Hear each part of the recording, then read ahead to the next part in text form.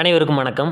இந்த ஒரு வீடியோ பதிவில் நம்ம எதை பற்றி பார்க்க போகிறோம் அப்படின்னா, நமது காக்கி சட்டையிலிருந்து ஆப்ரேஷன் கங்குவாவில் டிஎன்யூஎஸ்ஆர்பி பிசிஎன் எஸ்ஐக்கான முக்கியமான வினாக்கள் தான் பார்த்துக்கிருக்கோம். இது வந்து டே 5க்கான வீடியோ.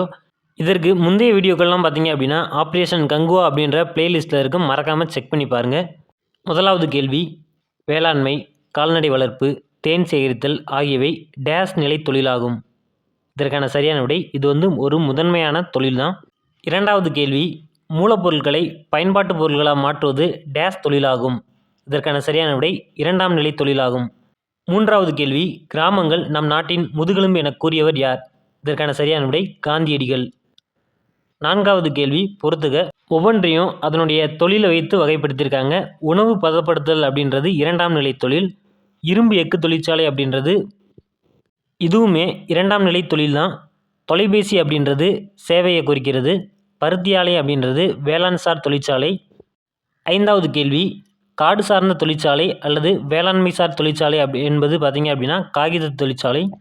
ஆறாவது கேள்வி, பால் பண்ணை பார்த்திங்க அப்படின்னா எந்த துறையை சார்ந்தது அப்படின்னா இது பார்த்திங்க அப்படின்னா கூட்டுறவுத்துறையை சார்ந்தது. ஏழாவது கேள்வி, சர்க்கரை ஆலை என்பது டேஸ் தொழிற்சாலை.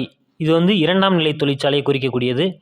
எட்டாவது கேள்வி, தமிழ்நாட்டில் டேஸ் மக்கள் நகரங்களில் வாழ்கின்றனர். எவ்வளோ சதவீத மக்கள் வந்து நகரங்களில் வாழ்கிறாங்க அப்படின்னா 47% மக்கள் வந்து நகரங்களில் வாழ்கிறாங்க. ஒன்பதாவது கேள்வி, பொருளாதார நடவடிக்கைகள் எதன் அடிப்படையில் பிரிக்கப்படுகின்றன? இதற்கான சரியான விடை பயன்பாடு அடிப்படையில் தான் பிரிக்கப்படுகின்றது. பத்தாவது கேள்வி, தகவல் தொழில்நுட்பம் என்பது டேஸ். இது வந்து சேவைகள் தான் தகவல் தொழில்நுட்பம் அப்படின்றது. 11வது கேள்வி, முதன்மை காரணிகள் என்பன யாவை அப்படின்னா இதற்கான சரியான விடை நிலமும் உழைப்பும் தான் முதன்மையான காரணிகள் அப்படின்னு அழைக்கப்படுது. 12வது கேள்வி, தொழில் முனைவோர் என அழைக்கப்படுவோர் யார்? இதற்கான சரியான விடை அமைப்பாளர். 13வது கேள்வி, நாடுகளின் செல்வமும் அவற்றை உருவாக்குகின்ற காரணிகளும் அப்படின்ற நூலை எழுதியவர் யார் அப்படின்னா ஆடம் ஸ்மித். 14வது கேள்வி, வசூலிக்கப்படும் வரியிலிருந்து குறைந்த அளவிலே தொகை செலவிடப்படுகிறது. இது என்ன வரி அப்படின்னா சிக்கன வரி.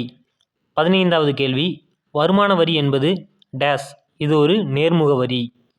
16வது கேள்வி, அதிக நெகிழ்ச்சியுடைய வரி எது? இதற்கான சரியான விடை மறைமுக வரி. 17வது கேள்வி, வரி விதிப்பு கொள்கையை அறிமுகப்படுத்தியவர் யார்? இதற்கான சரியான விடை ஆடம் ஸ்மித். 18வது கேள்வி, குறைந்த நெகிழ்ச்சியுடைய வரி எது? இதற்கான சரியான விடை நேர்முக வரி. 19வது கேள்வி, சரக்கு மற்றும் சேவை வரி திட்டம் எந்த ஆண்டு கொண்டு வரப்பட்டது? இந்த ஜிஎஸ்டி பார்த்திங்க அப்படின்னா 1/7/2017 தான் கொண்டு வந்திருக்காங்க. 20வது கேள்வி, சுங்கவரி என்பது ஒரு மறைமுக வரி. 21வது கேள்வி, சொத்து வரி என்பது இது பார்த்திங்க அப்படின்னா ஒரு நேர்முக வரி தான் இந்த சொத்து வரி. 22வது கேள்வி, வருமான அளவை பொருட்படுத்தாமல் ஒரே மாதிரியாக விதிக்கப்படும் வரி என்ன வரி அப்படின்னா விகிதாச்சார வரி. 23வது கேள்வி, செல்வ வரி என்பது டேஸ் வரி ஆகும். இது ஒரு நேர்முக வரி. 24வது கேள்வி, பயன்பாட்டை உருவாக்குது டேஸ். இதற்கான சரியான விடை உற்பத்தி தான் பயன்பாட்டை உருவாக்குது. 25வது கேள்வி, நிலையான அளிப்பினை உடையது எது? இதற்கான சரியான விடை நிலம். டெய்லி பார்த்தீங்க அப்படின்னா 4 o'clock இதுக்கான வீடியோஸ் வந்து அப்லோட் ஆகிருக்கு. நீங்கள் தொடர்ந்து வாட்ச் பண்ணிகிட்டே வாங்க. அப்படியே நம்முடைய சேனலை மறக்காமல் சப்ஸ்கிரைப் பண்ணிக்கோங்க. அப்படியே ஆல் செட் பண்ணி வச்சுக்கோங்க. அப்போ தான் நம்ம போடக்கூடிய ஒவ்வொரு வீடியோமே உங்களுக்கு நோட்டிஃபிகேஷனாக வரும். நெக்ஸ்ட் ஒரு வீடியோவில் பார்க்கலாம். நன்றி, வணக்கம்.